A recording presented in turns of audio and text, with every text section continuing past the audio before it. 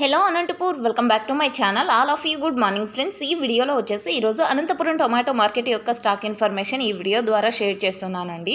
So ముందుగా ఈరోజు date వచ్చేసి 10వ తేదీ అండ్ ఫిబ్రవరి నెల 2024 సంవత్సరం అండి. ఇక ఈరోజు అనంతపురం టొమాటో మార్కెట్ స్టాక్ తీసుకుంటే కనుక దాదాపుగా చాలా వరకు తగ్గింది అని చెప్పొచ్చండి. సో రీజన్ వచ్చేసి తెలిసిందే కదండి, కొంచెం ప్రైస్ అయితే స్లోగా నడుస్తుంది అండ్ పాత టమోటా కాయలు అంటే ఈగురు కాయలు అండ్ ఊజీ ఉన్నటువంటి టమోటాలు సో ఇవైతే తక్కువ ప్రైస్కి వెళ్తున్నాయంటే చాలా తక్కువ ప్రైస్కి. సో ఆ కారణం చేత అలాంటి కాయలు ఏమైనా తగ్గిందేమో అని నేను అనుకుంటున్నాను. రీజన్ అయితే ఇదేనండి.